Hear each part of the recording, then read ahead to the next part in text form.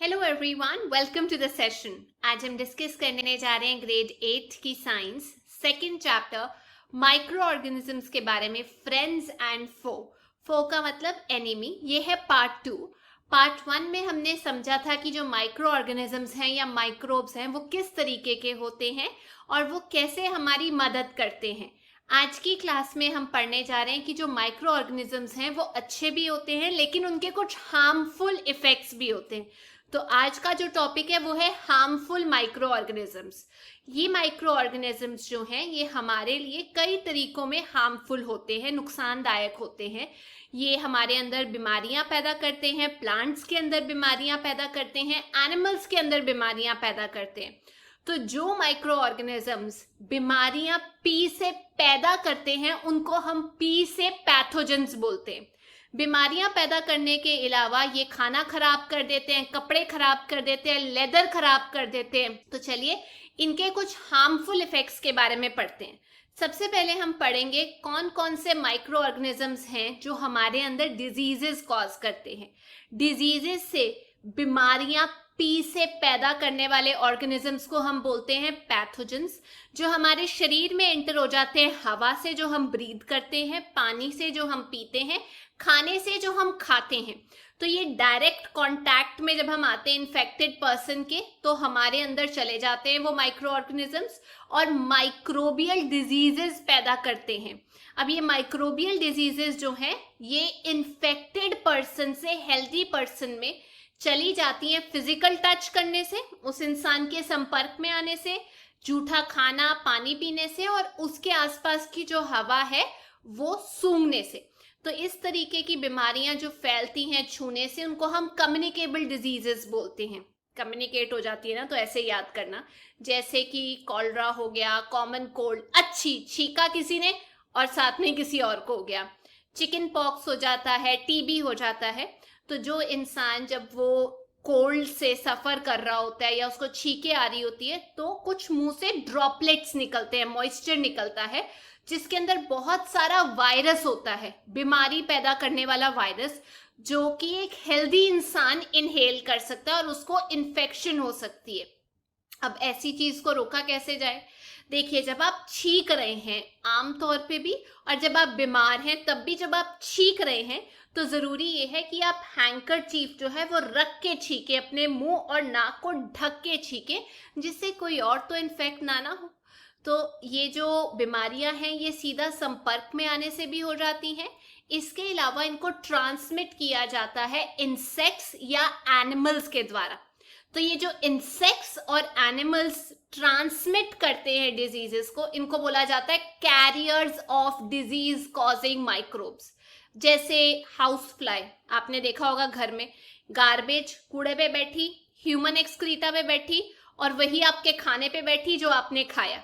तो जब अनकवर्ड रखा जाता है खाने को तो वो खाने लायक नहीं रहता, क्योंकि गंदे कीड़े उसके ऊपर आके बैठते हैं, पता नहीं वो कहाँ कहाँ बैठे होंगे, और वो ट्रांसफर करते हैं पैथोजेंस, वो बीमारी वाले जो माइक्रोब्स हैं अपने साथ लेकर आते हैं और डिपॉजिट कर देते हैं। इसीलिए जब हम खराब खाना खाते हैं तो डेफिनेटली हम बीमार हो जाते हैं, या बिना ढका हुआ खाना खाते हैं तो बीमार हो जाते हैं। वैसे ही एनोफिलीज जो मस्कीटो है वो एक फीमेल मस्कीटो है जो कैरी करता है बीमारी पैदा करने वाले मलेरिया को, मलेरियम प्लाज्मोडियम को। वैसे ही एडीज, कुछ लोग इसे एडीज बोलते हैं, कुछ ईडीज भी बोलते हैं। ईडीज मॉस्किटो जो है वो कैरी करता है डेंगू से होने वाले वायरस को। अब याद कैसे किया जाए? Anopheles, enough malaria, enough malaria. कई बार हम मम्मी को भी बोल देते हैं इनफ, एम से मम्मी, एम से मलेरिया याद कर लेना। ईडस जो है वो याद कर लेना, डेंगी पैदा करता है। अब ये तो आपको कुछ ट्रिक बनाना पड़ेगा। ई डेंगी राइम कर रहा है, ई डेंगी। अब ये मलेरिया और डेंगी को कैसे स्प्रेड होने से बचाया जाए इसके बारे में तो हम पढ़ेंगे, लेकिन आपको याद है आपके टीचर ने कितनी बार आपको बोला है कि कहीं भी अपने घर के आसपास, स्कूल के आसपास पानी इकट्ठा मत होने दो।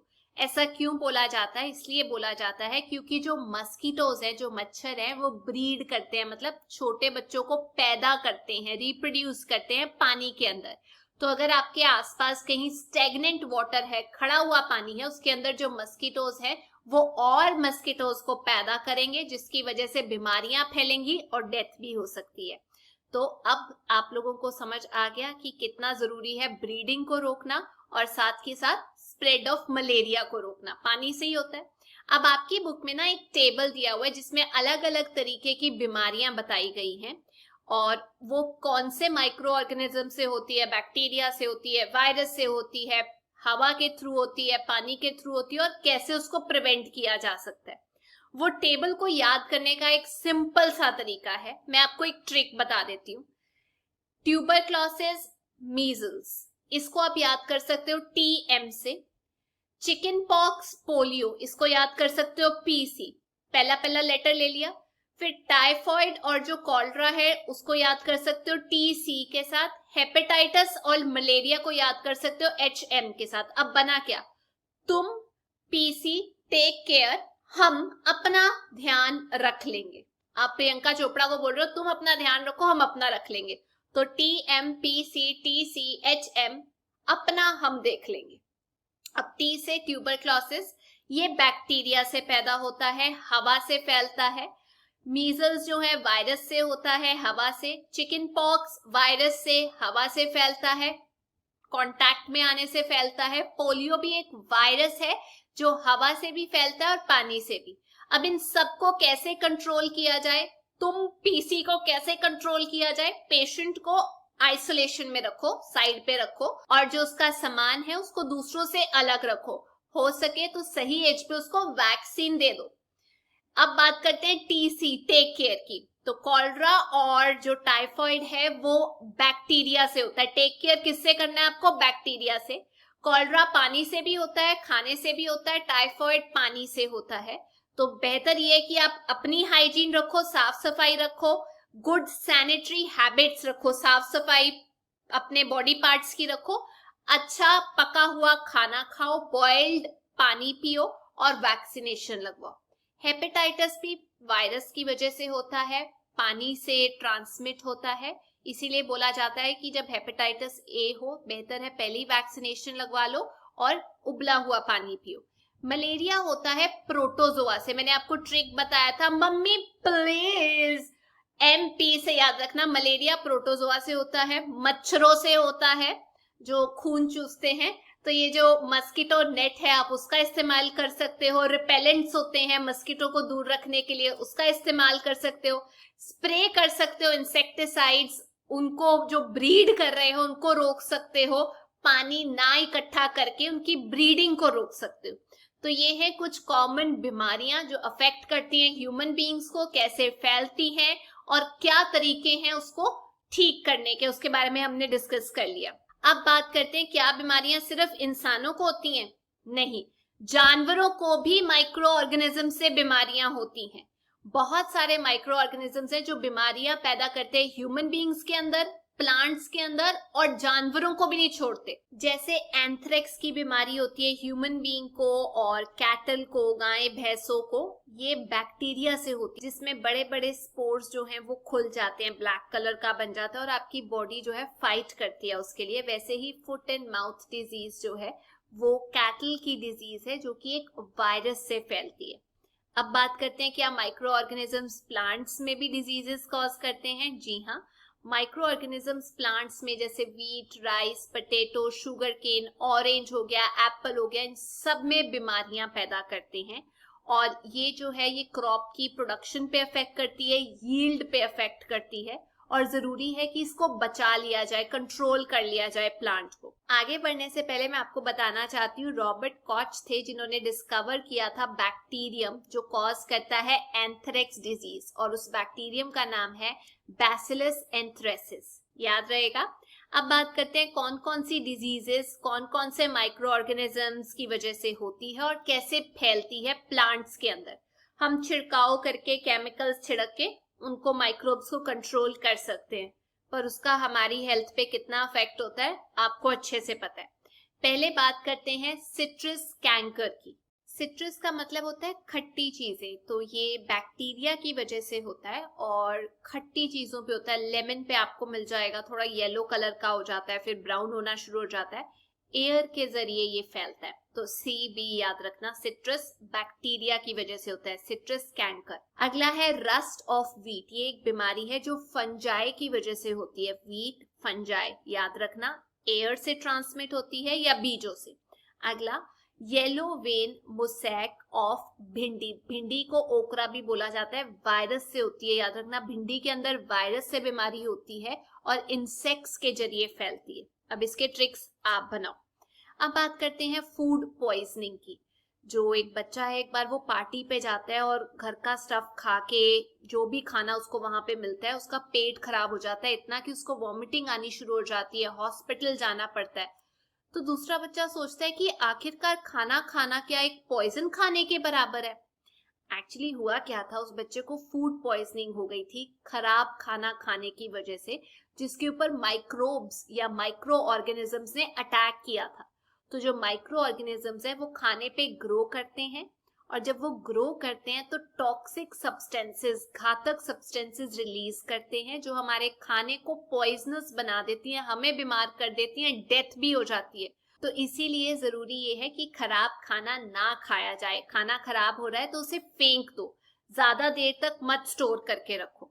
अब बात करते हैं फूड प्रेजर्वेशन की, क्या हम खाने को बचा सकते हैं। देखिए जो कुक्ड फूड होता है उसको आप ज्यादा देर तक नहीं रख सकते, 1 या 2 दिन बचा लो। ब्रेड को अगर आप ज्यादा देर तक नहीं यूज करते, उसके अंदर मॉइस्चर इकट्ठा हो जाता है, बरसातों के दिनों में खासकर उसके ऊपर फंगस का अटैक हो जाता है। तो जो माइक्रो ऑर्गेनिजम्स हैं वो आपके खाने को तबाह कर देते हैं, खाने से गंदी स्मेल आनी शुरू हो जाती है, टेस्ट खराब हो जाता है, कलर चेंज हो जाता है। तो ये जो खाना खराब होता है ये केमिकल रिएक्शन है। तो जरूरी ये है कि खाने को खराब ना किया जाए, क्योंकि जब देखो खाना खराब हो गया, केमिकल रिएक्शन कैसे है, जो खाना खराब हुआ उससे गंदी स्मेल आ रही है, कलर चेंज हो गया है, खाना जो खराब है वो फ्रेश तो नहीं ना रहा, चेंजेस आ गई है उसके अंदर, तो इसे हम केमिकल रिएक्शन कह सकते हैं। तो ये सब सुन के एक बच्चा बोलता है कि चलो खाना तो खराब हो जाता है, लेकिन फिर मेरी नानी माँ, दादी माँ इतना पुराना अचार कैसे प्रिजर्व कर लेती हैं। वो बच्चा बिल्कुल कंफ्यूज हो जाता है। तो चलिए एक बार बता देते हैं कि ये जो अचार है ये कैसे प्रिजर्व किया जाता है, या अलग अलग तरीके का खाना किस तरीके से प्रिजर्व किया जाता है। सबसे पहला तरीका है केमिकल मेथड। नमक डाल दो, एडिबल ऑयल जो आप खा सकते हो ऑयल्स वो डाल दो। ये कॉमन केमिकल्स हैं जो हम यूज करते हैं ताकि माइक्रो ऑर्गेनिजम्स जो हैं वो ग्रो ना करें, क्योंकि ये प्रिजर्व करते हैं खाने को, इनको प्रेजर्वेटिव्स बोलते हैं। कई बार नमक डाल दिया जाता है, सिरका डाल दिया जाता है प्रेजर्वेटिव के नाम पे अचार के अंदर, ताकि उसके अंदर माइक्रोब्स जो हैं वो ग्रो ना करें। सोडियम बेंजोएट यूज किया जाता है, सोडियम मेटाबाइसल्फाइड जो है कॉमन प्रेजर्वेटिव के नाम पे यूज करने वाली चीजें हैं। इनको हम यूज करते हैं जैम्स के अंदर, स्क्वैश के अंदर, चेक करना कि वो खराब ना हो जाए। इसके अलावा खाने को बचाया जा सकता है लंबे टाइम के लिए अगर आप कॉमन सॉल्ट, नमक यूज करो। मीट के ऊपर, फिश के ऊपर नमक लगा के रखा जाता है, उसको प्रिजर्व किया जाता है ताकि उसके ऊपर बैक्टीरिया ना ग्रो करे।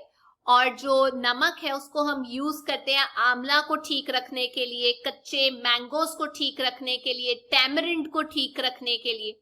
इसके अलावा शुगर को भी यूज किया जाता है। जैम्स, जेली, स्क्वैश कैसे प्रिजर्व किए जाते हैं, शुगर ऐड करके, क्योंकि जो शुगर है वो मॉइस्चर कंटेंट को रिड्यूस करती है। अगर मॉइस्चर कम होगा तो जो बैक्टीरिया है वो पैदा नहीं होगा और खाना खराब नहीं होगा।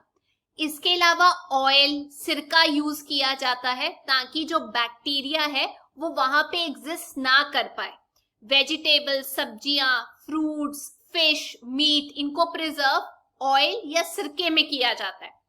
या फिर आप क्या कर सकते हो, हीट एंड कोल्ड ट्रीटमेंट देके। आपने अक्सर मम्मी को देखा होगा कि दूध को जब वो रखते हैं घर पे तो पहले उबाल के रखते हैं, तभी स्टोर करते हैं। जब आप बॉईल कर देते हो तो काफी माइक्रो ऑर्गेनिजम्स, माइक्रोब्स जो हैं वो मर जाते हैं। उसके बाद आप उसे स्टोर कर सकते हो कम टेम्परेचर पे, क्योंकि कम टेम्परेचर पे भी माइक्रोब्स जो हैं वो ग्रो नहीं करते। पहले आपने उबाल के तबाह कर दिया माइक्रोब्स को, और उसके बाद रेफ्रिजरेटर में रख के आप उसके अंदर और माइक्रोब्स पैदा नहीं होने दे रहे। तो अब समझ में आया कैसे मिल्क को बचाया जाता है। अब आप सोच रहे होंगे कि आपके पास जो मिल्क आता है वो एक्चुअली पैकेट्स में आता है और वो खराब नहीं होता। मम्मी ने भी बोला है कि जो मिल्क है जब वो पैस्चराइज्ड होता है तो वो खराब नहीं होता। क्यों? देखिए, जो मिल्क हमें पैकेट्स में मिलता है वो खराब इसलिए नहीं होता क्योंकि वो पैस्चराइज्ड मिल्क होता है। पैस्चराइज्ड का मतलब ये होता है कि उसको एक प्रोसेस से निकाला जाता है जिसमें उसको हीट किया जाता है दूध को पहले एक टेम्परेचर पे जो कि है 70 डिग्री सेल्सियस। इस टेम्परेचर पे उसको 15 से 30 सेकंड के लिए हीट किया जाता है और फिर एकदम से उसे ठंडा कर दिया जाता है और फिर स्टोर किया जाता है, जिससे जो माइक्रोब्स हैं उनकी ग्रोथ नहीं होती। तो ये जो प्रोसेस है इसे डिस्कवर किया था लुइस पैस्चर ने, इसीलिए इसका नाम रखा गया पैस्चराइजेशन। पैकेट वाला जो दूध होता है वो पैस्चराइज्ड ही होता है। अब क्लियर हो गया? तो ये जो दूध उबाला हुआ है ये फ्री है हार्मफुल माइक्रोब से। स्टोर किया जाता है आजकल ड्राई फ्रूट्स को, वेजिटेबल्स को बेचा जाता है बिल्कुल सील्ड, बंद, एयर टाइट पैकेट्स के अंदर, ताकि उसके अंदर माइक्रोब्स पैदा ना हो। अब बात करते हैं लास्ट टॉपिक, नाइट्रोजन फिक्सेशन के बारे में। याद है आपको मैंने पढ़ाया था बैक्टीरियम राइजोबियम के बारे में, जो नाइट्रोजन को फिक्स करता है लेग्यूमिनस प्लांट्स के अंदर, पल्सेस के अंदर। तो ये जो बैक्टीरिया है ये रूट्स के अंदर रहता है, रूट नोड्यूल्स के अंदर रहता है सिम्बायोटिक रिलेशनशिप में। आप इसे देख सकते हो बीन्स के अंदर, पीज के अंदर। सिम्बायोटिक मतलब एक दूसरे से बेनिफिट करते हैं ये। अब ये किस तरीके से नाइट्रोजन फिक्स करता है आप ये सोच रहे होंगे, मैं आपको समझा देती हूँ कैसे फिक्स करता है। देखिए, सबसे पहले ये समझना जरूरी है, बुक में ये भी बोला गया है कि जो नाइट्रोजन है वो लाइटनिंग के जरिए, जो बिजली होती है गिरती है आसमान से, उसके जरिए भी यूज की जा सकती है प्लांट्स से। तो ये कैसे होता है? देखिए, जो नाइट्रोजन का मॉलिक्यूल है उसके अंदर 2 एटम्स होते हैं नाइट्रोजन के, जो इकट्ठे चिपके होते हैं, टाइटली एक दूसरे से बंधे होते हैं। अब ये जो प्लांट्स हैं ये नाइट्रोजन को तभी एब्जॉर्ब कर सकते हैं जब ये 2 एटम्स जो हैं ये अलग हो जाएं। इनको बेसिकली हम लोगों को तोड़ना है और इनको तोड़ने के लिए बहुत ज्यादा एनर्जी की जरूरत होती है, और ये एनर्जी मिलती है जब लाइटनिंग होती है। तो जब लाइटनिंग का ब्लास्ट होता है एटमॉस्फेयर में, उसकी वजह से नाइट्रोजन का जो मॉलिक्यूल है वो टूट जाता है। ये नाइट्रोजन का एक मॉलिक्यूल एटमॉस्फेयर में मौजूद ऑक्सीजन के साथ एकदम से मिल जाता है, जो बन जाता है नाइट्रोजन ऑक्साइड। अब ये नाइट्रोजन ऑक्साइड जब बारिश होती है तो नीचे चला जाता है और रेन में डिसॉल्व होके ये बन जाता है नाइट्रेट। और जब ये नीचे जाता है धरती पे तो जो नाइट्रेट्स होते हैं बेसिकली वो सुपर फर्टिलाइजर का काम करते हैं और ऐड करते हैं नाइट्रोजन सॉइल के अंदर जो प्लांट्स को चाहिए होती है। वैसे ही जो राइजोबियम बैक्टीरिया है वो ही एक बैक्टीरिया है जो प्लांट्स यूज कर सकते हैं नाइट्रोजन लेने के लिए सॉइल से। अगर वो नहीं है तो ऑटोमेटिकली प्लांट्स में यूरिया डालने की जरूरत होती है अगर नाइट्रोजन कम हो जाए। तो आप ये कहिए कि लाइटनिंग से भी नाइट्रोजन प्लांट्स तक पहुंच जाती है और साथ ही साथ हमारा राइजोबियम बैक्टीरिया या कुछ एल्गे भी नाइट्रोजन को पहुंचाता है प्लांट्स तक। क्लियर हो गया कितना जरूरी है बैक्टीरिया का होना? हमारे एटमॉस्फेयर में 78% नाइट्रोजन है। कोई गैस अगर मैक्सिमम अमाउंट में मौजूद है तो वो है नाइट्रोजन। ये एक इंपॉर्टेंट हिस्सा है नाइट्रोजन सब लिविंग ऑर्गेनिजम्स का, क्योंकि ये एक हिस्सा बनता है प्रोटीन का, क्लोरोफिल का, न्यूक्लिक एसिड का, विटामिन्स का। तो मतलब हर लिविंग ऑर्गेनिजम्स में होता है। अब जो एटमॉस्फेरिक नाइट्रोजन है मैंने आपको बताया प्लांट्स और एनिमल्स उसे डायरेक्टली नहीं ले सकते। कुछ बैक्टीरिया होता है राइजोबियम और ब्लू ग्रीन एल्गे होता है जो सॉइल के अंदर मौजूद होता है, जो नाइट्रोजन को एटमॉस्फेयर से ही ले लेता है और फिर प्लांट को दे देता है। उसके जो कंपाउंड्स चाहिए होते हैं नाइट्रोजन के प्लांट को, एक बार जो नाइट्रोजन है वो इन कंपाउंड्स में बदल जाता है, उसके बाद प्लांट्स उसे आसानी से सॉइल से ही खींच सकते हैं अपने रूट सिस्टम के जरिए। तो जो नाइट्रोजन है वो प्लांट्स को क्यों चाहिए होता है? वो इसलिए चाहिए होता है क्योंकि नाइट्रोजन यूज करके प्लांट्स अपना प्रोटीन बनाते हैं और बहुत सारे कंपाउंड्स बनाते हैं। एनिमल्स जो प्लांट्स खा रहे होते हैं वो उन्हीं से वो नाइट्रोजन ले लेते हैं। तो प्लांट्स और एनिमल्स जब मर जाते हैं उसके बाद जो बैक्टीरिया और फंजाई होता है सॉइल के अंदर, वो कन्वर्ट कर देता है उनके नाइट्रोजनस वेस्ट को, क्योंकि उनकी बॉडी में होगा ना कुछ नाइट्रोजनस वेस्ट, उन नाइट्रोजनस कंपाउंड्स के अंदर तब्दील कर देता है जो प्लांट्स फिर खींच सकते हैं। तो ये एक पूरा साइकिल है जो चलता है, प्लांट्स देते हैं और वापस उनको मिल जाता है। आप यहाँ डायग्राम में देख सकते हैं, सबसे पहले कंपाउंड्स है नाइट्रोजन के जो सॉइल में मौजूद है, नाइट्रोजन नहीं, उसके कंपाउंड, उसकी वो वाली फॉर्म जो प्लांट्स ले सकते हैं, वो प्लांट्स खींच लेते हैं राइजोबियम के जरिए। एनिमल्स जब मर जाते हैं फिर वो वेस्ट वापस से सॉइल के अंदर चला जाता है। दूसरा, जो कंपाउंड्स है नाइट्रोजन के सॉइल में मौजूद, उसके ऊपर बैक्टीरिया काम करता है और उस नाइट्रोजन को नाइट्रोजनस गैस में बदल देता है जो एटमॉस्फेयर में जाता है।